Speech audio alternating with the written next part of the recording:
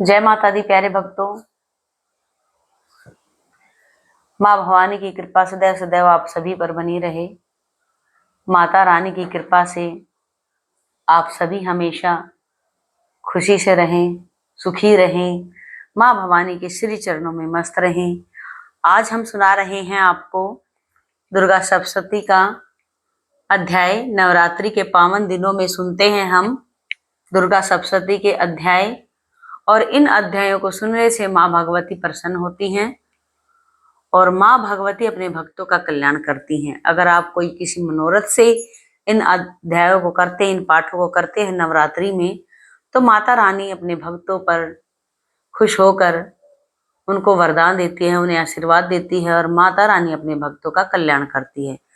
तो जब हम अध्याय शुरू करते हैं उससे पहले हमें माँ भवानी से क्षमा याचना करनी होती है।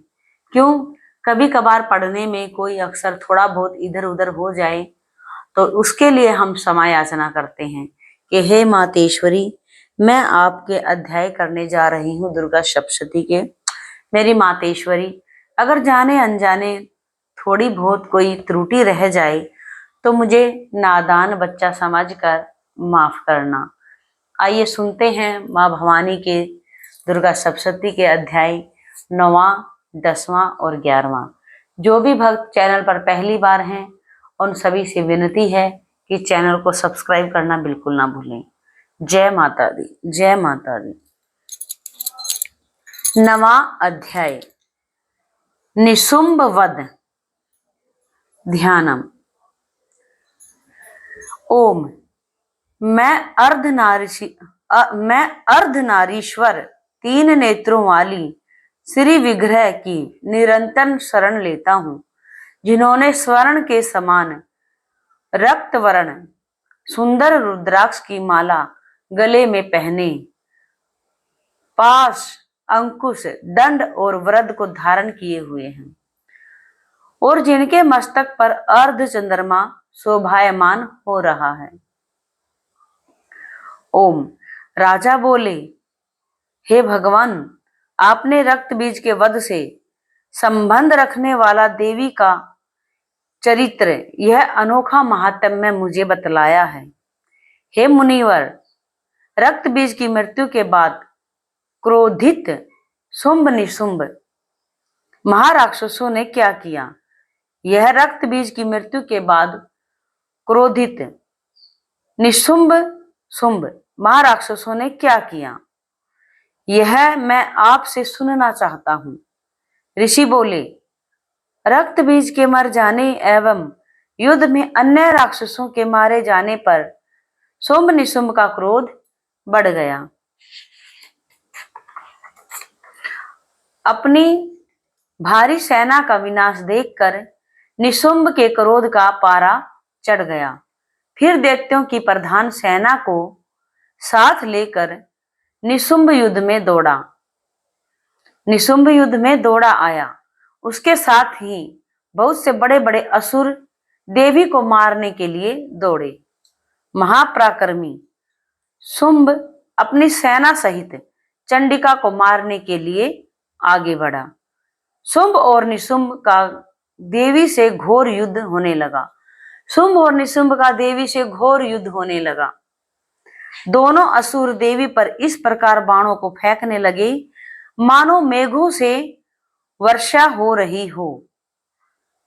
उन दोनों के चलाए हुए बाणों को देवी ने अपने बाणों से काट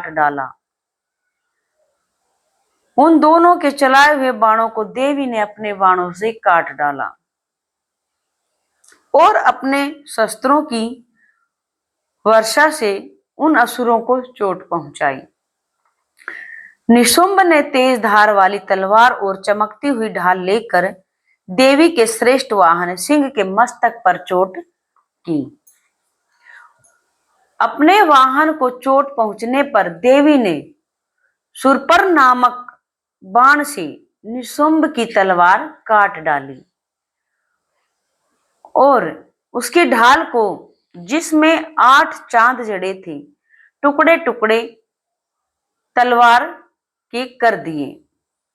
ढाल और तलवार के कट जाने पर शुंभ ने शक्ति चलाई परंतु देवी ने अपने चक्र से उस शक्ति के 2 टुकड़े कर दिए। फिर क्या था, राक्षस मारे क्रोध के जल भुन गया और देवी को मारने के लिए उसने शूल फेंका, किंतु देवी ने अपने मुक्के से उसको चूर चूर कर डाला। इसके बाद उसने देवी पर गदा से प्रहार किया। देवी ने त्रिशूल से गदा को भस्म कर डाला। फिर वह फरसा लेकर देवी की ओर लपका। देवी ने अपने तीखे बाणों से उसे धरती पर सुला दिया। अपने भयानक पराक्रमी भाई निशुंभ के मारे जाने पर शुंभ क्रोध में भर गया और देवी अंबिका को मारने के लिए दौड़ा। वह रथ पर बैठा था। उसकी अनुपम बड़ी बड़ी 8 भुजाएं थीं। उनमें भयंकर शस्त्र शोभायमान थे। उन भुजाओं से सारे आकाश को ढांप कर शोभायमान हो रहा था। देवी ने शुंभ को अपनी ओर आते देखकर शंखनाद किया तथा अति दुस्सह धनुष की प्रत्यंचा का शब्द किया। अपने घंटे के शब्द से चारों दिशाएं भर दी, जिसकी आवाज से असुर सेना का तेज नष्ट होने लगा। देवी के सिंह ने भी अपनी दहाड़ से, जिसे सुन बड़े बड़े बलवान का मद चूर चूर हो जाता है, आकाश, पृथ्वी और 10 दिशाओं को पूरित कर दिया। इसके बाद आकाश में उछलकर काली ने अपने दांतों और हाथों को पृथ्वी पर पटका। उसका ऐसा करने से ऐसा शब्द हुआ जिससे कि उसने पहले के सारे शब्द शांत हो गए। शिवदूती ने असुरों के लिए भय उत्पन्न करने वाला अट्टहास किया, जिसे सुनकर सब राक्षस घबरा उठे और शुंभ क्रोध में भर गया। अंबा ने उसे अरे दुष्ट, खड़ा रह कहकर आकाश से सभी देवता जय हो बोल उठे। शुंभ ने वहां आकर ज्वालाओं से युक्त एक अत्यंत भयंकर शक्ति छोड़ी, जिसे आते देखकर देवी ने अपनी मोहलका नामक शक्ति से काट डाला। हे राजन, फिर शुंभ ने सिंहनाद किया, जिससे तीनों लोक गूंज उठे। उस सिंहनाद का इतना घोर शब्द हुआ कि उसने बाकी शब्दों को दबा दिया। जय माता दी बीच बीच में बोलते रहे भक्तों। माँ की महिमा का गुणगान हम आप कर रहे हैं, सब मिलकर बीच बीच में माँ के जयकारा लगाते रहे, ताकि हमें वो ऊर्जा मिलती रहे। जब हम पाठ कर रहे हैं उसकी ऊर्जा हमारे अंदर समाती रहे। शुभ बाकी शब्दों को उसने इतना घोर सिंहनाद हुआ कि बाकी सभी शब्द उसके शोर से दब गए। शुंभ द्वारा चलाए गए बाणों को देवी ने और देवी के चलाए बाणों को शुंभ ने अपने अपने बाणों द्वारा सैकड़ों और हजारों टुकड़े कर दिए। क्रोध में भरकर देवी चंडिका ने शुंभ को त्रिशूल मारा, जिससे वह मूर्छित होकर पृथ्वी पर गिर पड़ा। जब उसकी मूर्छा दूर हुई तो वह हाथ में धनुष लेकर बाणों द्वारा देवी अंबा, देवी काली तथा सिंह को घायल करने लगा। फिर उस राक्षस ने 10,000 भुजाएं धारण कर चक्रादि आयुधों से देवी को आच्छादित कर दिया। दुर्गम विपत्तियों को विनाश करने वाली दुर्गा ने क्रोध में भरकर उन सब चक्रों तथा बाणों को अपने चक्र तथा बाणों से काट डाला। असुर सेना से घिरा हुआ निशुंभ बड़ी तेजी से अपनी गदा लेकर देवी को मारने दौड़ा।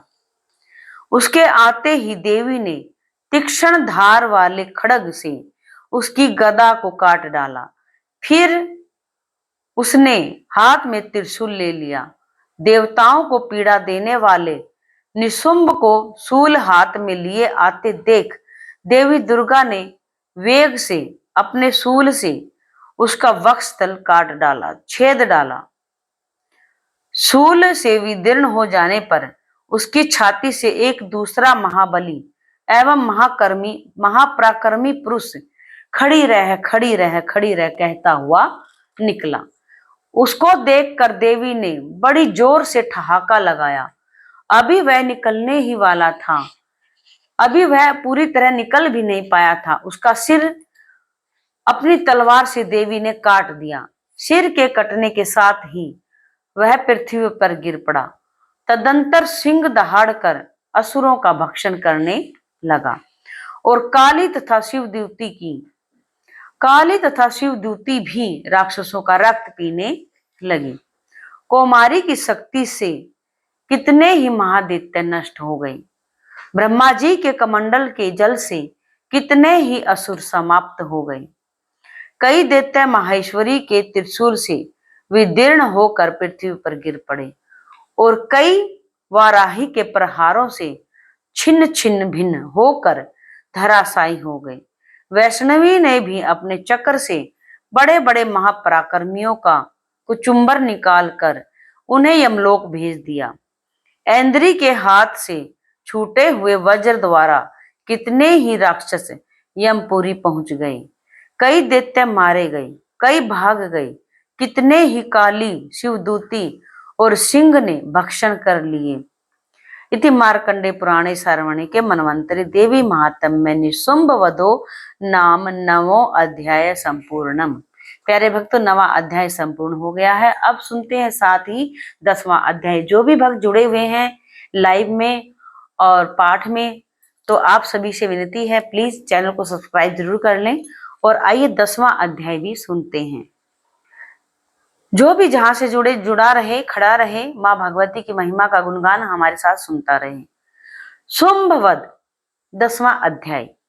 ओम। मेधा ऋषि बोले, हे राजन, अपने प्यारे भाई निशुंभ को मरा हुआ देखकर तथा सेना को नष्ट हुई देखकर शुंभ क्रोधित हो गया और बोला, हे दुष्टे दुर्गा, तू अहंकार में गर्व मत कर, क्योंकि तू तो दूसरों के बल पर लड़ रही है।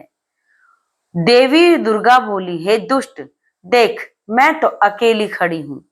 इस संसार में मेरे सिवाय और दूसरा कोई नहीं है।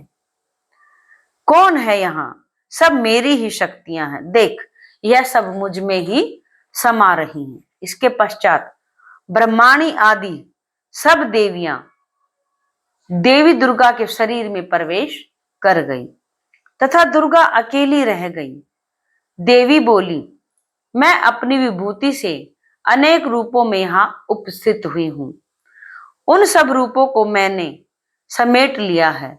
अब मैं युद्ध के मैदान में अकेली खड़ी हूं। तू भी यहाँ स्थिर भाव से ठहर। ऋषि बोले, तब देवताओं और राक्षसों को देखते देखते देवी तथा शुंभ में भयंकर युद्ध छिड़ गया। देवी दुर्गा ने सैकड़ों अस्त्र शस्त्र छोड़े। शुंभ ने भी भयंकर अस्त्र शस्त्रों से प्रहार किया। इससे उनके इस भयंकर युद्ध में तीनों लोक कांप उठे। देवी द्वारा छोड़े गए सैकड़ों अस्त्रों को दैत्यराज शुंभ ने अपने अस्त्रों से काट दिया। इसी प्रकार शुंभ द्वारा छोड़े गए अस्त्रों शस्त्रों को देवी दुर्गा ने अपनी भयंकर हुकार से भस्म कर डाला। दैत्यराज शुंभ ने जब सैकड़ों बाण छोड़कर देवी को ढक दिया, तो क्रोध में भरकर देवी ने अपने बाणों से दैत्य का धनुष काट डाला। धनुष के टूट जाने पर दैत्येंद्र ने शक्ति चलाई, लेकिन देवी ने उसे भी काटकर नष्ट कर दिया। इसके बाद शुंभ चमकती हुई ढाल लेकर देवी की ओर दौड़ा, किंतु वह देवी के नजदीक पहुंचा तो देवी ने अपने तीक्ष्ण बाणों से उसकी ढाल भी काट दी। इसके पश्चात दैत्येंद्र का घोड़ा मारा गया, रथ टूट गया, सारथी भी मारा गया। इसके बाद वह भयंकर मुदगर लेकर देवी पर आक्रमण करने के लिए चला, किंतु देवी जगदम्बा ने अपने पैने बाणों से उसके मुदगर को भी काट दिया। मुदगर के टूट जाने पर शुंभ बड़े वेग से देवी को मुक्का मारने के लिए दौड़ा। जैसे ही शुंभ ने देवी की छाती में मुक्का मारा तो देवी ने भी उसके वक्षस्थल में एक चांटा मारा। देवी का थप्पड़ खाकर दैत्यराज शुंभ पृथ्वी पर गिर पड़ा, किंतु पुनः सहसा पूर्वत उठ खड़ा हो गया। इसके बाद वह उछला और देवी को ऊपर आकाश में लेकर उड़ गया। तब चंडिका आकाश में ही बिना किसी आधार के शुंभ के साथ युद्ध करने लगी। दैत्य शुंभ और देवी चंडिका आकाश में एक दूसरे से भिड़ गए। उनका वह युद्ध पहले सिद्ध मुनियों को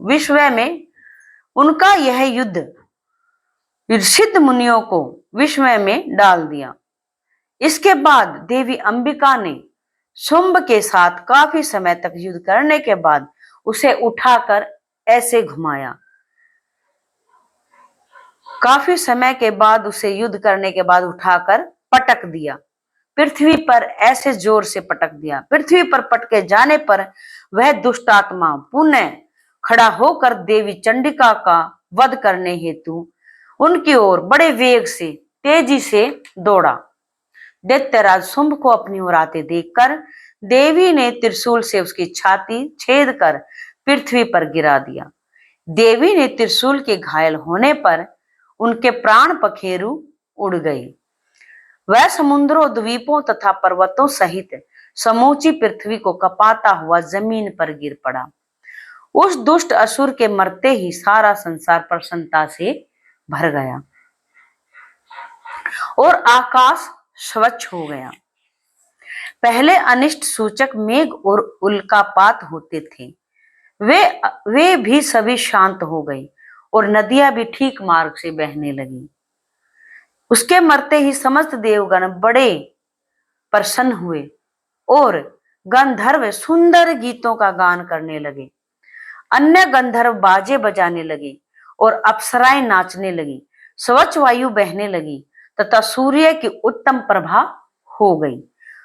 जो यज्ञ द्वीपों की अग्नियां थी वह शांत हो गई, वह प्रज्वलित हो गई तथा संपूर्ण दिशाओं का आहाकार शब्द शांत हो गया। इति मार्कंडे पुराणे सारमणि के मनवंतरे देवी महात्म्य शुंभ वधो नाम 10 अध्याय संपूर्णम। प्यारे भक्तों, हम सभी ने मिलकर सुन लिया है 10वां अध्याय भी।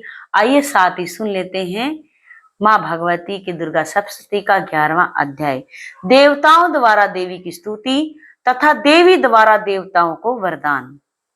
ओम, मैं भुवनेश्वरी देवी का ध्यान करता हूँ। उनके श्री अंगों की आभा प्रभात काल के सूर्य के समान है और मस्तक पर चंद्रमा का मुकुट है। वे उन्मत्त उरोजों और त्रिनेत्रों वाली हैं। उनके मुख पर मुस्कान की छटा छाई रहती है। उनके हाथों में वरद, अंकुश, पाश एवं अभय मुद्रा शोभा पाते हैं। ऋषि बोले, दैत्य के मारे जाने पर इंद्रादि देवता अग्नि को आगे करके कात्यायनी देवी की स्तुति करने लगे। उस समय अभीष्ट की प्राप्ति के कारण उनके मुख खिले हुए थे। देवताओं ने कहा, हे शरणागतों के दुख हरने वाली देवी, तुम प्रसन्न हो जाओ। हे संपूर्ण जगत की माता, तुम प्रसन्न हो जाओ। विश्वेश्वरी, तुम विश्व की रक्षा करो, क्योंकि तुम इस चर और अचर की अधीश्वरी हो। हे देवी, तुम संपूर्ण विश्व की आधार रूप हो, क्योंकि तुम पृथ्वी रूप में स्थित हो और अत्यंत पराक्रम वाली देवी हो। तुम ही जल रूप में स्थित होकर संपूर्ण जगत को तृप्त करती हो। हे देवी, तुम विष्णु की शक्ति हो और विश्व की बीज की परम माया हो और तुमने ही इस संपूर्ण विश्व को मोहित कर रखा है। तुम ही प्रसन्न होने पर इस पृथ्वी पर मोक्ष की प्राप्ति कराती हो। हे देवी, संपूर्ण विद्याओं में तुम्हारे भिन्न भिन्न स्वरूप हैं। इस संसार में जितनी भी महिलाएं हैं वह सब तुम्हारी ही मूर्तियां हैं। एकमात्र तुमने ही संसार को व्याप्त कर रखा है। तुम्हारी स्तुति किस प्रकार हो सकती है? तुम तो सत्वन करने योग्य हो, पदार्थों सत्वन करने योग्य पदार्थों से भी परे हो एवं परावाणी हो। तुम परम बुद्धि रूप हो और संपूर्ण प्राणी स्वरूप स्वर्ग और मुक्ति देने वाली हो। अतः इसी रूप में तुम्हारी स्तुति की गई है। तुम्हारी स्तुति के लिए इससे बढ़कर और क्या युक्तियां हो सकती हैं? संपूर्ण जनों के हृदय में बुद्धि रूप होकर निवास करने वाली, स्वर्ग तथा मोक्ष प्रदान करने वाली, हे नारायणी देवी, तुमको नमस्कार है। कला काष्ठ आदि स्वरूप से अवस्थाओं को परिवर्तन की ओर ले जाने वाली, प्राणियों का अंत करने वाली नारायणी, तुमको नमस्कार है। हम सभी भक्तों का नमस्कार है। हे नारायणी, संपूर्ण मंगलों के मंगल रूप वाली, हे शिवे, हे संपूर्ण प्रयोजनों को सिद्ध करने वाली, हे शरणागत वत्सला, तीन नेत्रों वाली गौरी, तुमको नमस्कार है। सृष्टि स्थिति तथा संहार की शक्ति भूता सनातनी देवी, गुणों का आधार तथा सर्व सुखमयी नारायणी, तुमको नमस्कार है। हे शरण में आए हुए शरणागतों, दीन दुखियों की रक्षा में तत्पर, संपूर्ण पीड़ाओं को हरने वाली, हे नारायणी, तुमको नमस्कार है। तुमको नमस्कार है। हे नारायणी, तुम ब्रह्माणी का रूप धारण करके हंसों से जुते हुए विमान पर बैठती हो तथा कुश से अभिमंत्रित जल छिड़कती रहती हो। तुम्हें नमस्कार है। माहेश्वरी रूप से त्रिशूल, चंद्रमा और सर्पों को धारण करने वाली, हे महावर्षभ वाहन वाली नारायणी, तुम्हें नमस्कार है। मोरों तथा मुर्गों से घिरी रहने वाली, महाशक्ति को धारण करने वाली, हे कौमारी रूप धारिणी निष्पाप नारायणी, तुम्हें नमस्कार है। तुम्हें नमस्कार है। हे शंख चक्र गदा और सारंग धनुष धारण करने वाली वैष्णवी शक्ति रूपा नारायणी, तुम्हें नमस्कार है। तुम हम पर प्रसन्न हो जाओ। तुम्हें नमस्कार है। तुम्हें नमस्कार है। हे दाढ़ों पर पृथ्वी धारण करने वाली वाराह रूपणी और हाथों में भयानक महाचक्र लिए कल्याणमयी नारायणी, तुम्हें नमस्कार है। तुम्हें नमस्कार है। हे उग्र नरसिंह रूप से दैत्यों को मारने वाली, त्रिभुवन की रक्षा में संलग्न रहने वाली नारायणी, तुम्हें नमस्कार है। तुम्हें नमस्कार है। मस्तक पर मुकुट और हाथ में महावज्र धारण करने वाली, सहस्त्र नेत्रों के समान, सहस्त्र नेत्रों के कारण उज्जवल वृतासुर के प्राण हरने वाली इंद्र की शक्ति, हे नारायणी, तुम्हें नमस्कार है। तुम्हें नमस्कार है। हे शिवदूती स्वरूप से दैत्यों के महामद को नष्ट करने वाली, हे भयंकर रूप वाली महाशब्द करने वाली, हे नारायणी, तुम्हें नमस्कार है। दाढ़ों के कारण विकराल मुख वाली, मुंडमाला से विभूषित मुंडमूर्धनी चामुंडा रूपा नारायणी, तुम्हें नमस्कार है। तुम्हें नमस्कार है। हे लक्ष्मी लज्जा महाविद्या श्रद्धा पुष्टि शब्दा ध्रुवा महारात्रि तथा महाविद्या रूपा नारायणी, तुमको नमस्कार है। तुमको नमस्कार है। हे मेधा सरस्वती सर्वोत्कृष्ट ऐश्वर्य रूपणी पार्वती महाकाली नियता संयम प्रायणी इस रूपिणी नारायणी, तुम्हें नमस्कार है। तुम्हें नमस्कार है। हे सर्व स्वरूप सर्वेश्वरी सर्वशक्ति युक्त हमारी, हे देवी, हमारी भय से रक्षा करो। तुम्हें नमस्कार है। तुम्हें नमस्कार है। हे कात्यायनी, तीनों नेत्रों से विभूषित यह तेरा सौम्य मुख सब तरह के डरों से हमारी रक्षा करे। तुम्हें नमस्कार है। हे भद्रकाली, ज्वालाओं के समान भयंकर अति उग्र एवं संपूर्ण असुरों को नष्ट करने वाला तुम्हारा त्रिशूल हमें भय से बचावे। तुमको नमस्कार है। तुमको नमस्कार है। हे देवी, जो अपने शब्द से इस जगत का पूरित करके दैत्यों के तेज को नष्ट करता है, वह आपका घंटा इस प्रकार हमारी रक्षा करे जैसे माता अपने पुत्रों की रक्षा करती है। हे चंडिके, असुरों के रक्त और चर्बी से चर्चित जो आपकी तलवार है वह हमारा मंगल करे। हम तुमको नमस्कार करते हैं। हे देवी, जब तुम प्रसन्न होती हो तो संपूर्ण रोगों को नष्ट कर देती हो, और जब तुम रुष्ट हो जाती हो तो संपूर्ण वांछित कामनाओं को नष्ट कर देती हो, और जो मनुष्य शरण में आते हैं उन पर कभी विपत्ति नहीं आने देती हो, बल्कि तुम्हारी शरण में आए हुए मनुष्य दूसरों को आश्रय देने योग्य हो जाते हैं। अनेक रूपों से बहुत प्रकार के स्वरूपों को धारण करके इन धर्मद्रोही असुरों को तुमने कई बार संहार किया है। वह तुम्हारे सिवा और कौन कर सकता था। चतुर्दश विद्याएं, षट शास्त्र और चारों वेद तुम्हारे ही प्रकाश से प्रकाशित हैं। उनमें तुम्हारा ही वर्णन है, तथा तुमको छोड़कर दूसरी कौन शक्ति है जो इस विश्व को अज्ञानमय घोर अंधकार से परिपूर्ण ममता रूपी गड्ढे में निरंतर भटका रही है। जहां राक्षस विषैले सर्प लुटेरों की सेना हो, जहां दावानल हो, वहां और समुद्र के बीच में भी तुम साथ रहकर इस विश्व की रक्षा करती हो। हे विश्वेश्वरी, तुम विश्व का पालन करने वाली विश्व रूपा हो, इसीलिए संपूर्ण विश्व को धारण करती हो। इसीलिए ब्रह्मा विष्णु महेश की भी वंदनीय हो। जो भक्ति पूर्वक तुमको नमस्कार करते हैं वह विश्व को आश्रय देने योग्य बन जाते हैं। हे देवी, तुम प्रसन्न हो जाओ और असुरों को मारकर जिस प्रकार आपने हमारी रक्षा की है, ऐसे ही हमारे शत्रुओं से सदा हमारी रक्षा करती रहो। संपूर्ण जगत के पाप नष्ट कर दो और उत्पात एवं पापों तथा उनके फल स्वरूप होने वाली महामारी आदि बड़े बड़े उपद्रवों को शीघ्र ही दूर कर दो।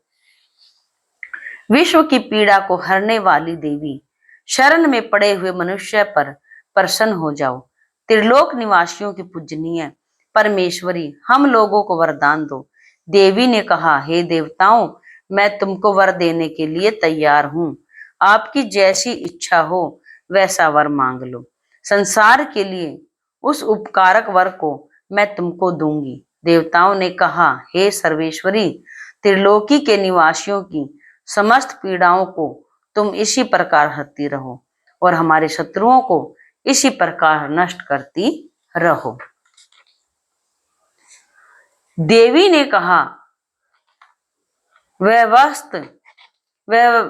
वैवस्त्र मनवंतर के 28वें युग में दो और महाअसुर शुंभ और निशुंभ उत्पन्न होंगे। इस समय मैं नंदगोप के घर में यशोदा के गर्भ से उत्पन्न होकर विंध्याचल पर्वत पर शुंभ और निशुंभ का संहार करूंगी। फिर अत्यंत भयंकर रूप से पृथ्वी पर अवतार लेकर मैं वह परचिति नामक दानवों का विनाश करूंगी।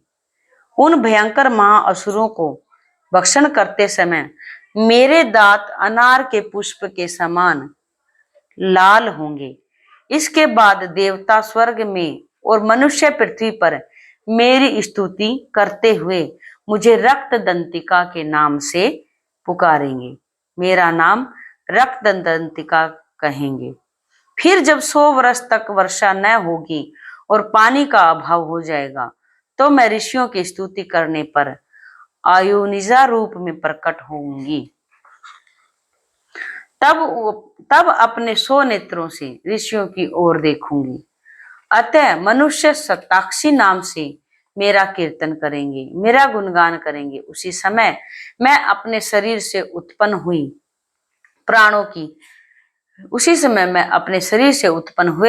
प्राणों की रक्षा करने वाले शाकों द्वारा सब प्राणियों का पालन करूंगी, और तब तक वर्षा नहीं होगी, तब तक वे शाक ही सबके प्राणों की रक्षा करेंगे। तब इस पृथ्वी पर शाकंभरी के नाम से विख्यात होंगी, और इसी अवतार में मैं दुर्गम नामक महाअसुर का वध करूंगी। दुर्गम का वध करने के कारण मेरा नाम देवी दुर्गा प्रसिद्ध होगा। फिर मैं भयानक रूप धारण कर हिमालय निवासी ऋषियों महर्षियों की रक्षा करूंगी। उस समय मैं असुरों का भक्षण करूंगी। मुनिगण नम्रता के साथ मेरी प्रार्थना करेंगे। इस प्रकार भविष्य में मेरा नाम भीमा देवी प्रसिद्ध होगा। जिस समय अरुण नामक असुर त्रिलोकी में भयंकर उपद्रव करेगा, उस समय मैं असंख्य भूरों का रूप बनाकर त्रिलोकी के हित के लिए महाअसुर का वध करूंगी। तब संसार में सभी मनुष्य मुझे भ्रामरी नाम से स्तुति कर प्रसन्न करेंगे। इस प्रकार जब जब विश्व में दानवों द्वारा उत्पात होंगे, तब तब मैं अवतार लेकर असुरों का संहार करूंगी। इति मार्कंडे पुराणे सारवणिके मनवंतरे देवी महात्म्य दिव्या स्तुति स्तुति नाम के एकादशी अध्याय संपूर्णम। स्तुतिर्नाम दशो स्तुति नार एकादश अध्याय संपूर्णम। जय माता दी। प्यारे भक्तों, हमने सुना 9वां, 10वां और 11वां अध्याय। माँ भगवती की महिमा, माँ भगवती का चरित्र हमने सुना और माँ भगवती के इन चरित्रों को सुनकर माँ भगवती प्रसन्न होती हैं। जो भी भक्त श्रद्धा भाव से निष्ठा पूर्वक इन अध्यायों का पाठ करता है, सुनता है, नित्य प्रति माँ दुर्गा की इन पाठों का, दुर्गा सप्तशती के पाठों का, दुर्गा चालीसा का, दुर्गा सहस्त्र नाम का पाठ करता है, तो माँ भवानी उन पर अपनी अथाह कृपा लुटाती हैं और माँ भगवती अपने भक्तों का कल्याण करती हैं, उनके मनोरथ सिद्ध करती हैं। जो भी भक्त चैनल पर आया उन सभी से विनती है चैनल को सब्सक्राइब जरूर कर लें। यह एक धार्मिक चैनल है, पूजा पाठ से जुड़ी आपको वीडियो इसमें मिलती रहेंगी। हर तरह की वीडियो आपको मिलती रहेंगी। आपको कैसी वीडियो चाहिए आप कमेंट करके भी बता सकते हैं। आप सभी से विनती है, जो भी आए हैं भक्त वो कमेंट किए बगैर नहीं जाएंगे। कमेंट में जय माता दी जरूर लिखें और घंटी का बटन दबाएं। चैनल को सब्सक्राइब करें, घंटी का बटन जरूर दबाएं और कमेंट में जय माता दी जरूर लिखें। आप सबको ये वीडियो, ये पाठ कैसे लग रहे हैं? लगातार हम आपको पाठ सुना रहे हैं, माँ भगवती की महिमा का गुणगान कर रहे हैं। माता रानी आप सभी का कल्याण करे। जय माता दी, जय माता दी, जय। आप सबके अंधन के भंडार भरे। जय माता दी, जय माता दी, जय माता दी। प्यारे भक्तों, जय माता दी।